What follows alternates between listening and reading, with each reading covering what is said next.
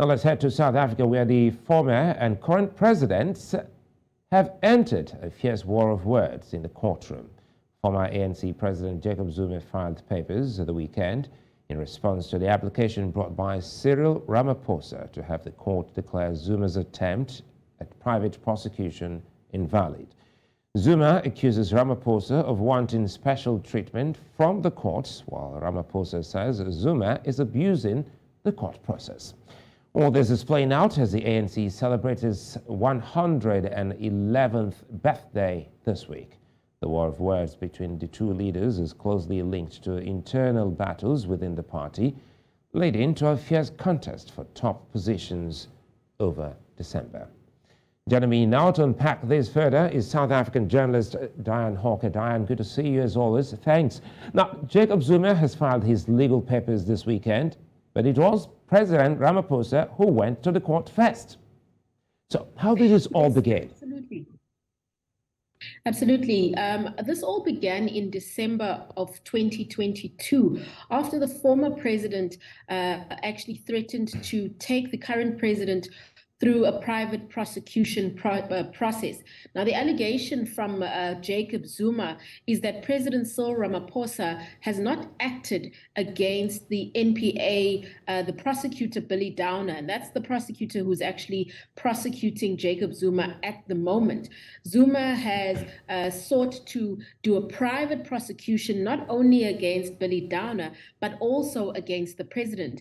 And on the 15th of December, actually issued that private prosecution summons at the president's private residence, saying that he too should be added to the case.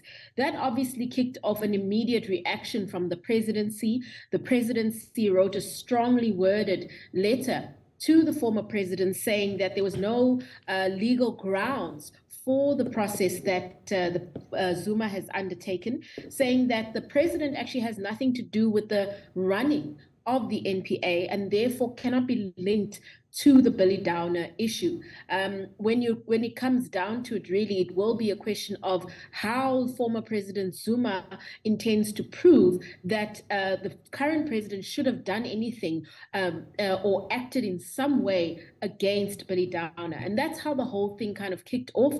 We're now almost a month after that, and we're seeing now that that war of words that's taking place in those legal papers is escalating, this time with former President Jacob Zuma hitting back at President Ramaphosa with his own reply this weekend. Well, and Diane, in his papers, Zuma accuses Ramaphosa of wanting special treatment from the courts. Help us make sense of what exactly is putting his argument on. Absolutely. The former president has more than once said that he believes that the court is treating him differently, that there's different rules available for President Zuma as opposed to other litigants. And he's carried on with a similar narrative in his court papers, saying that the former president, that President Ramaphosa shouldn't be given any special treatment. He believes that the private prosecution matter should be allowed to run its course. That's because President Ramaphosa has gone to court trying to interdict the process that Zuma has undertaken. So as you can see, there was a beginning case by Zuma, a subsequent case by Ramaphosa, and now Zuma has responded to Ramaphosa's case. And in his response, he's saying that there's no need for the court to deal with Ramaphosa's application on an urgent basis, and that it should be allowed to run its courts. Now, in the South African courts, you can apply for an urgent application that will basically put your case towards the front of the line when it comes to argument. And that's what the president has asked for. Zuma, on the other hand, saying that the case should be allowed to run its normal course. That could take considerably longer. It could take weeks or even months.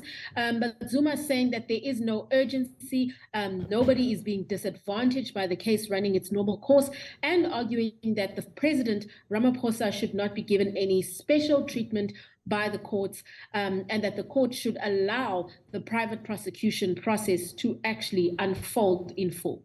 And then quite a disturbing back and forth here from the two leaders. On the other hand, Ramaphosa claims Zuma is abusing the legal process. Absolutely. So you've got, as you mentioned, this back and forth where one is saying that one is abusing power, the other saying something similar but on different grounds. Now, from the Ramaphosa perspective, he has written to Zuma and also in his court papers saying that Zuma is trying to use the court process for political reasons.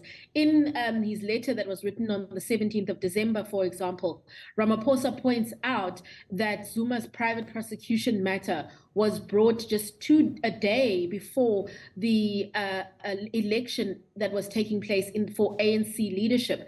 And he argues that the reason that was brought was to stop Ramaphosa from actually running for the ANC presidency. Now, one of the things that has come up a lot when it comes to the ANC is this issue of the step aside rule, which your viewers might have learned of. And basically, it's a policy within the ANC that says that if you are facing criminal action from the NPA, you should step aside from any office. Now, with Zuma instituting those proceedings, the argument from his side and from those in his camp has been that even though the NPA is not instituted proceedings against Ramaphosa, but since there is some sort of prosecution, that being a private prosecution, that he should step down.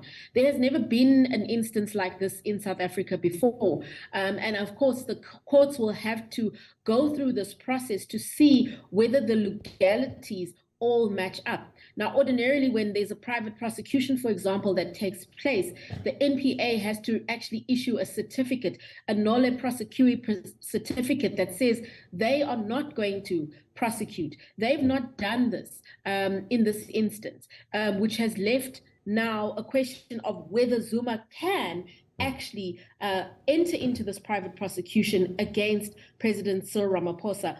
Those are amongst the issues that are likely to be debated when that case actually goes to court. Let me jump in here and perhaps the last before you go. You know, at the heart of this is the fight for the soul of the ANC, which is the ruling party. So how does this current battle affect the party's gains? Well, we saw during the December elective Congress, for example, that the KwaZulu-Natal branch, which has always backed Jacob Zuma quite strongly, was backing Zweli Mkhize, who was the second candidate for the ANC presidency. Zweli Mkhize has lost out. He wasn't elected as president, and President Cyril Ramaphosa retained that position as ANC president. However, if Zuma is able to prove, for example, that Ramaphosa should step down in line with the ANC step-aside policy, it would then create a problem in his presidency because he wouldn't be able to retain that position. So it's a bit of a chess game that we're seeing unfold here, and the court ultimately will have to decide on whether, under the ANC's provisions, when it says a prosecution, does that also include private prosecution, or does it limit it to prosecution that's led by the National Prosecuting Authority? Diane Hawker, many thanks for speaking with us. Thank you.